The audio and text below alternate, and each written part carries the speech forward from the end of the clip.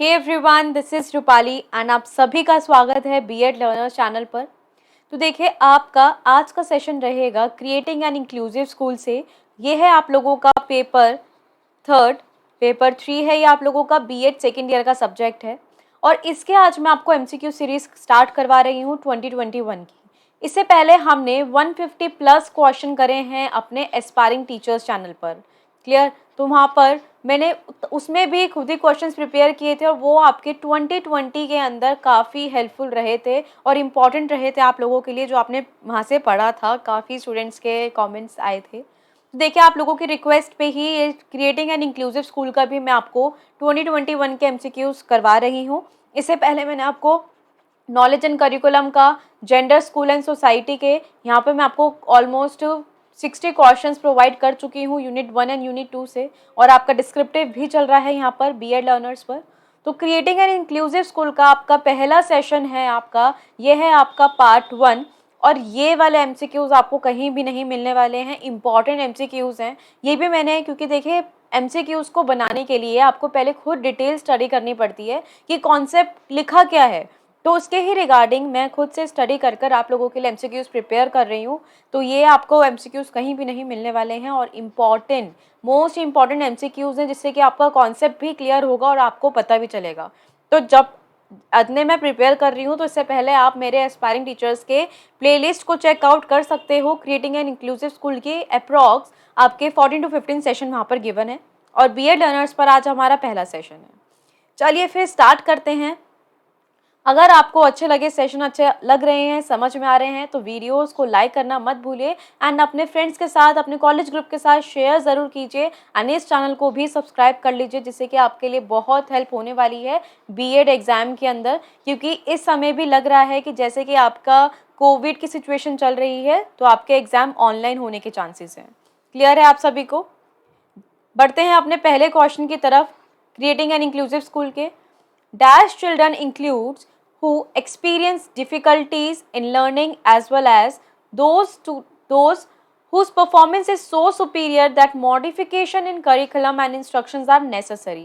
तो यहाँ पर क्या बोला गया है कि वो कौन से बच्चे होते हैं जो शामिल किए जाते हैं आपके, जो एक्सपीरियंस करते हैं डिफ़िकल्टीज़, जिनको कठिनाइयाँ होती हैं लर्निंग के साथ साथ। लर्निंग में तो प्रॉब्लम आती ही आती है, पर उनके साथ साथ उनकी जो परफॉर्मेंस होती है वो भी बहुत सुपीरियर भी होती है। और उन्हीं परफॉर्मेंस के अकॉर्डिंग ही करिकुलम के अंदर मॉडिफिकेशन करनी पड़ती है आपको, इंस्ट्रक्शंस भी, और वो भी सब ज़रूरी होता है।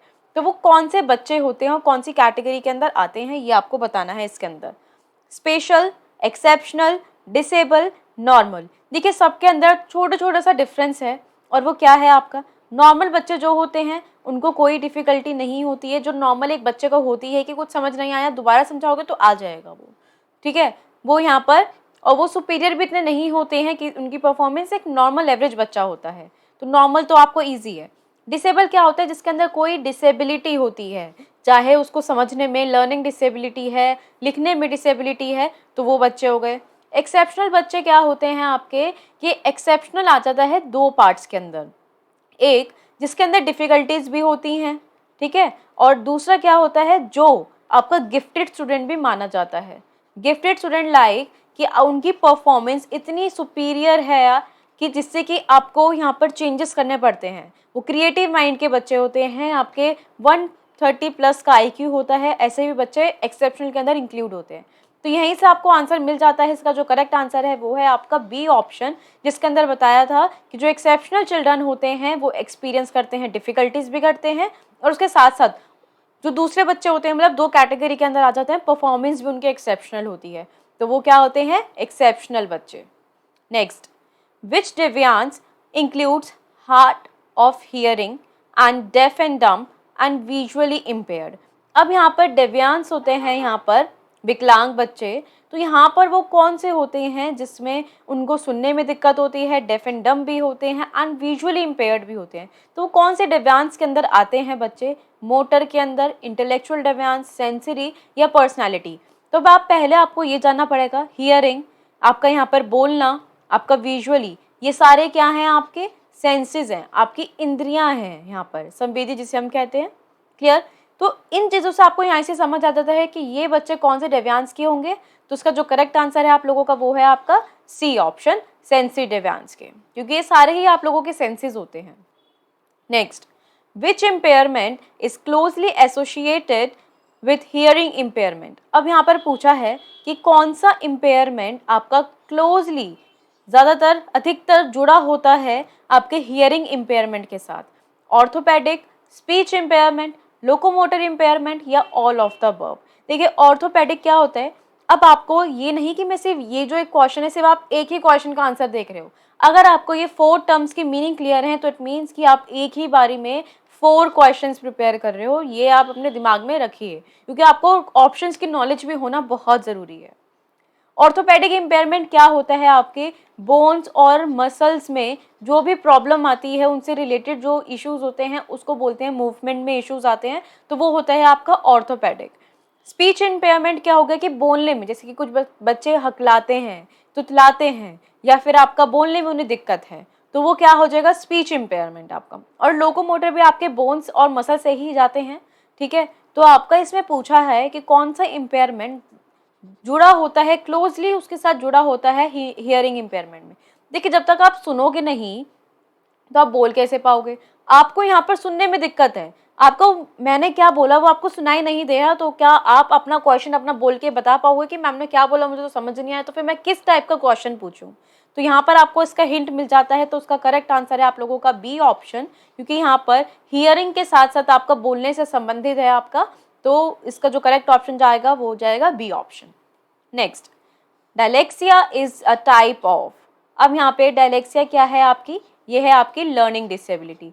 और लर्निंग डिसेबिलिटी के अंदर आता है ये इसका रीडिंग से संबंधित इसके अंदर होती है कि जो बच्चे यहाँ पर बी को डी पढ़ते हैं यहाँ पर कि उल्टा हो जाता है, वॉस को यहाँ पर वो क्या पढ़ते हैं, सौ पढ़ते हैं। तो यहाँ पे रीडिंग से रिलेटेड जो भी प्रॉब्लम आती है, डिफिकल्टी आती है, उसको हम क्या बोलते हैं, डिसलेक्सिया बोलते हैं। तो देखिए यहाँ पर किस टाइप का आपका एक डिसेबिलिटी है, डेवलपमेंटल डिसेबिलिटी है, एकेडमिक लर्निंग डिसेबिलिटी है, फंक्शनल लर्निंग डिसेबिलिटी है या ऑल ऑफ द अबव, की ये सारी ही डिसेबिलिटी में आता है। देखिए यहाँ पर हम क्या कर रहे हैं, ये मैंने आपको क्या बताया, पढ़ने से रिलेटेड आपकी ये एक डिसेबिलिटी है, विकलांगता है। तो यहाँ पर पढ़ने से रिलेटेड वो कौन सा टर्म होगा आपका, एकेडमिक होगा। तो उसका जो करेक्ट आंसर है वो है आपका बी ऑप्शन, यहाँ पर इसका करेक्ट आंसर है, क्योंकि रीडिंग से संबंधित होती है, हम बी को यहाँ पर डी पढ़ते हैं। क्लियर हो गया।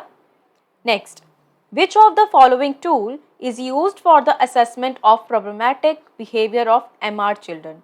एमआर चिल्ड्रन क्या हो गया आपका, मेंटली रिटार्डेड। मेंटली रिटार्डेड बच्चे जो होते हैं उनको बोला गया है यहाँ पर कि कौन से टूल्स यूज़ किए जाते हैं उनकी असेसमेंट में, जो बच्चे मेंटली रिटार्डेड होते हैं। तो यहाँ पे काफ़ी असेसमेंट टूल्स हैं जो यूज़ किए जाते हैं उनको देखने के लिए कि वो कितने उनके अंदर यहाँ पर मूल्यांकन करते समय, आंकलन करते समय कि उनका कहाँ पर कितना बिहेवियर बढ़ रहा है या उनके अंदर इम्प्रूवमेंट आ रही है या नहीं आ रही है, यहाँ पर वो चीज़ चेक करते हैं ये टूल। तो देखिए इसमें से आपको वो टूल बताना है कौन सा है, बेसिक एमआर, एमडीपीएस, एफएसीपी या फिर ऑल ऑफ द अबव। तो इनके बारे में जब तक आपको नहीं पता होगा कि कौन से और किसके लिए यूज आते हैं तो आपको इसका आंसर आप नहीं दे पाओगे। और ये ऐसे ही क्वेश्चंस आप लोगों से पूछे जाते हैं पेपर के अंदर, इंपॉर्टेंट क्वेश्चन है ये आपको। तो इसका जो आपका करेक्ट आंसर है वो है आप लोगों का डी ऑप्शन, कि ये सभी ही यूज किए जाते हैं। क्लियर। तो इसका जो करेक्ट ऑप्शन क्या हो गया आप लोगों का डी। इसके एक्सप्लेनेशन देखते हैं। देखिए ये जो आपका बेसिक एमआर होता है उसकी फुल फॉर्म क्या है, ये एक क्वेश्चन और बन गया आप लोगों के लिए कि इसकी फुल फॉर्म भी आप लोगों से पूछी जा सकती है। ये कौन सा टूल है ये पूछा जा सकता है, किसके लिए यूज होता है, कौन से बच्चों के लिए यूज होता है। तो इस पर्टिकुलर क्वेश्चन से काफ़ी क्वेश्चंस बन सकते हैं। तो इसकी फुल फॉर्म है आपकी behavioural assessment scale for Indian children with mental retardation. किसके लिए, ये इंडियन चिल्ड्रन के लिए है, बिहेवियरल असेसमेंट स्केल के अंदर आता है ये, और कौन से बच्चों के लिए, मेंटली रिटार्डेड बच्चों के लिए। तो उसकी फुल फॉर्म क्या बन गई आपकी, बेसिक एमआर। क्लियर। नेक्स्ट, एफएसीपी की फुल फॉर्म क्या है आप लोगों की, functional assessment checklist for programming. Functional assessment, क्योंकि यहाँ पर असेसमेंट टूल्स पूछे गए थे आप लोगों से, वो भी मेंटली रिटार्डेड बच्चों के लिए। तो यहाँ पर क्या हो गया, functional assessment checklist for programming. तो ये क्या बन गया आप लोगों का, एफएसीपी की full form. Next question number 6, which of the following ministry implements integrated education for disabled children. अब ये इंपॉर्टेंट है, इससे मैंने आपको पहले क्वेश्चन कराया था, वेरी वेरी इंपॉर्टेंट क्वेश्चन है कि यहाँ पर किन में से पूछा गया है कि कौन सा मिनिस्ट्री इम्प्लीमेंट करती है आपकी integrated education for disabled children, वो कौन सी इंक्लूड होती है इनमें से। यहाँ पर देखिए IEDC की फुल फॉर्म इंपॉर्टेंट है आप लोगों के लिए, तो अगेन ये क्वेश्चन बन गया, क्वेश्चन में से क्वेश्चन बन रहे हैं आप लोगों के, ये आप देख लीजिए। Integrated education for disabled children, integrated education for disabled children, इसकी ये फुल फॉर्म हो गई। अब इसके लिए आपकी कौन सी मिनिस्ट्री इंप्लीमेंट करती है ये प्रोग्राम, आपका MHRD, यहाँ पर ये आप देख लीजिए, labour ministry, none of the above हो गया ये। तो जल्दी से बताइए इसमें से इसका करेक्ट आंसर क्या होना चाहिए। तो इसका जो करेक्ट आंसर है आप लोगों का वो है ministry of health resource development आपका आ जाता है। तो उसका जो करेक्ट आंसर जाएगा वो है ए ऑप्शन से, integrated education for disabled children, यही मिनिस्ट्री इंप्लीमेंट करती है। Next, what are the prerequisites for inclusive. अब इंक्लूसिव क्या होता है, देखिए हम क्रिएटिंग एन इंक्लूसिव स्कूल पढ़ रहे हैं। इंक्लूसिव क्या होता है, समावेशी। क्या होता है, समावेशी, जिसे हम कहते हैं कि एक क्लासरूम के अंदर आपके नॉर्मल चाइल्ड के साथ साथ आपके स्पेशल चाइल्ड भी इंक्लूड किए जाएंगे। ठीक है, एक ही कक्षा में पढ़ेंगे और उसे हम क्या बोलते हैं, रेगुलर क्लासरूम। ठीक है, तो यहाँ पर अब उनके लिए प्रिक्विजिट्स जो आवश्यकताएं होती हैं वो क्या होती हैं, किसके लिए है। प्रिपरेशन ऑफ चाइल्ड, कि आप बच्चे को तैयार कर रहे हो, टीचर्स को प्रिपेयर कर रहे हो उनके लिए, स्कूल्स को प्रिपेयर कर रहे हो, या सभी। तो देखिए इंक्लूसिव के लिए बच्चा तो होता ही होता है प्रिपेयर, कि उनके साथ एक दो नॉर्मल बच्चे के साथ एक स्पेशल चाइल्ड भी पढ़ा जाता है। उनके साथ साथ अब उन बच्चों को हैंडल कैसे करना है, वो टीचर्स की भी रिस्पॉन्सिबिलिटी बढ़ जाती है और उनको भी प्रिपेयर करना पड़ता है। और उसके साथ साथ मेन स्कूल के अंदर आपके ये दोनों ही आपके एस्पेक्ट आ जाते हैं। तो उसका जो करेक्ट आंसर जाएगा वो जाएगा आप लोगों का डी ऑप्शन, कि यहाँ पर ये सारे ही इंक्लूड होते हैं। Next, what are the various disabilities included in national trust act. अब यहाँ पर इसकी भी फुल फॉर्म पूछी जाती है, NTA की, नेशनल ट्रस्ट एक्ट हो गया आपका ये। अब ये वेरियस डिसेबिलिटीज कौन कौन सी इंक्लूड होती हैं NTA के अंदर, इंपॉर्टेंट क्वेश्चन अगेन।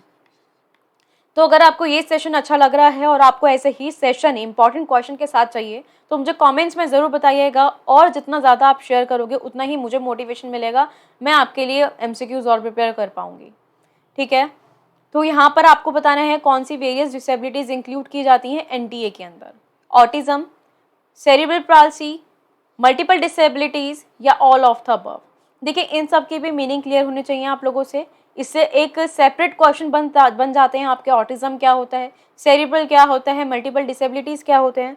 देखिए मल्टीपल डिसेबिलिटीज़ हो गया कि एक ही बच्चे के अंदर बहुत सारी विकलांगताएं होना, यहाँ पे बोलने से रिलेटेड, देखने से रिलेटेड आपका, तो काफ़ी सारी यहाँ पर आ जाती हैं, मल्टीपल हैं डिसऑर्डर्स। क्लियर, बाकी जो इसका जो करेक्ट आंसर है आपका वो है ऑल ऑफ द अबव, क्योंकि ये सारी ही आपकी डिसेबिलिटीज़ यहाँ पर इंक्लूड की जाती हैं। अब देखते हैं इसके आगे, ऑटिज्म क्या होता है आप लोगों का। ऑटिज्म स्पेक्ट्रम डिसऑर्डर क्या होता है, ये आपके नर्वस सिस्टम से जुड़ा होता है, जो अफेक्ट करता है आपके cognitive, emotional, social, physical health को एक इंडिविजुअल की। इसके कॉमन सिम्टम्स क्या होते हैं ऑटिज्म के, जो आप पता लगा सकते हो कि बच्चे को यहाँ पे डिफ़िकल्टी आ रही है कम्युनिकेट करने में, क्योंकि यहाँ पे सोशल से रिलेटेड है, कि वो ज़्यादा बच्चा घुलता मिलता नहीं है, वो उसके स्टेबल इमोशंस रहते हैं वहाँ पर, जहाँ पे रोने वाली, मतलब उसको बहुत इमोशनल होना चाहिए, वहाँ पे उसको बिल्कुल भी इफेक्ट नहीं पड़ता है। उसके थोड़ा सा कॉग्निटिव भी प्रॉब्लम आती है, संज्ञानात्मक में, सोशल इंटरेक्शन करने में जो अपने में रहता है, सिर्फ दूसरों से कोई मतलब नहीं होता, obsessive interest and repetitive behaviour, और ऐसे ही बिहेवियर को वो रिपीट करता रहता है। तो उसको हम क्या बोलते हैं यहाँ पर, ऑटिज्म बोलते हैं, कि उस बच्चे के अंदर थोड़ा सामाजिक से जुड़ने में थोड़ी सी प्रॉब्लम आती है, वो अपने में रहने में ज़्यादा अच्छा रहता है, प्रेफर करता है। सेरिब्रल किसे हम बोलते हैं, ये एक एबनॉर्मल ब्रेन डेवलपमेंट होता है, जब आपका ब्रेन अच्छे से डेवलप नहीं हो पाता है, जैसे कि, और ये ज़्यादातर कब होता है, बर्थ से पहले, क्योंकि यहाँ पे जब या तो बच्चा प्री मेच्योर हो जाता है, यहाँ पर कि पहले ही 9 मंथ से पहले ही डिलीवरी हो जाती है बच्चे की, तो उसका ब्रेन इतना विकसित नहीं हो पाया है, तो उसको एबनॉर्मल बोलते हैं। इसके सिम्टम्स क्या होते हैं आपके, कि जैसे कि आपके इनवॉलेंट्री मोशंस होना, जैसे कि ये आपका कॉग्निटल डिसऑर्डर हो गया मूवमेंट के अंदर, कि उसको कैसे मसल हिलानी चाहिए, उसका पोस्चर कैसा होना चाहिए खड़े होने का, तो वो उसे बोलते हैं हम सेरिब्रल। तो ये आपका करेक्ट समझ आ गया, आई होप ये आप लोगों को। नेक्स्ट देखते हैं आपका PKU in which of the following types of disease. अब आपका जो PKU एक डिसीज है वो किस टाइप ऑफ डिसीज के अंदर आता है आप लोगों का? Deficiency disease, metabolic disorder, viral disorder या बैक्टीरिया डिसऑर्डर। देखिए ये जो आपका यहाँ पर फिनाइल केटोनूरिया आपका यहाँ पर पूछा गया है, तो इनमें से ये कौन सी बीमारी में आता है या किस प्रकार टाइप ऑफ डिसीज के अंदर आता है? तो ये जो आपका PKU है, ये आपका इसका जो करेक्ट आंसर जाएगा वो है आपका बी ऑप्शन के साथ, क्योंकि एक मेटाबॉलिज्म डिसऑर्डर है जिसके अंदर से जो आपके टिश्यूज होते हैं वो मेटाबॉलिज्म को वीक करते हैं यहाँ पर, ठीक है। तो ये एक तरीके की टाइप है, जैसे कि आप जिम में करते हो, मेटाबॉलिज्म से काफ़ी एनर्जी मिलती है आप लोगों को, तो वही चीज़ है मेटाबॉलिक डिसऑर्डर है आपका। उसमें आपकी जो सेल्स होती हैं, टिश्यूज होते हैं, वो इतना इफेक्टिवली वर्क नहीं कर पाते हैं। नेक्स्ट एंड लास्ट क्वेश्चन आज के सेशन का, which of the following is the full form of IEP? Important question आप लोगों का। अब यहाँ पर पूछा है IEP की क्या फुल फॉर्म है और ये क्या काम करता है आपका basically? Integrated education plan, individualised education programme, independent education programme या फिर नन ऑफ द अबव। देखिए इजी क्वेश्चन भी है और आप लोगों को पता होना चाहिए ये। इसका जो करेक्ट आंसर है वो है आप लोगों का B option, individualised educational programme, क्योंकि हर एक बच्चे को यहाँ पर ध्यान में रखते हुए हमें एक एजुकेशनल प्रोग्राम को बनाना पड़ता है। तो हर एक बच्चे की यहाँ पर डिसेबिलिटी, उसकी एबिलिटी, उनकी क्षमताओं को, कैपेबिलिटी को लेकर हम उनको ध्यान में रखते हुए हर एक बच्चे को इंक्लूड करते हुए उस प्रोग्राम को, करिकुलम को बनाया जाता है। उसको बोलते हैं हम यहाँ पर इंडिविजुअलाइज्ड एजुकेशनल प्रोग्राम। क्लियर है आप लोगों को? तो गाइज ये थे आप लोगों के 10 क्वेश्चंस आपके क्रिएटिंग एन इंक्लूसिव स्कूल के। तो आप बताइए आपने 10 आउट ऑफ कितना स्कोर किया है अगर आप प्रिपरेशन कर रहे हो, और अपना मुझे बताना कि आपने कितना स्कोर करा है। एंड आप हमारे टेलीग्राम चैनल से जुड़ सकते हैं, यहाँ पर एस्पायरिंग टीचर से जुड़ सकते हैं, इंस्टाग्राम पर, फेसबुक पर आप फॉलो कर सकते हैं इस पेज को। मैं यहाँ पर जल्दी ही आपके लाइव सेशन कंडक्ट करूँगी यहाँ पर। तो अगर आपको ऐसे ही सेशन अच्छे लग रहे हैं और आप चाहते हो कि आपको ऐसे ही सेशन और मिले, तो आपको भी सपोर्ट करना पड़ेगा मुझे। आपको इस चैनल को लाइक, आपको सब्सक्राइब करना पड़ेगा एंड अपने फ्रेंड्स के साथ अपने कॉलेज ग्रुप के अंदर वहाँ पर शेयर करना होगा, जिससे कि आप लोगों को हेल्प मिल सके। थैंक यू सो मच, ऐसे ही पढ़ते रहिए।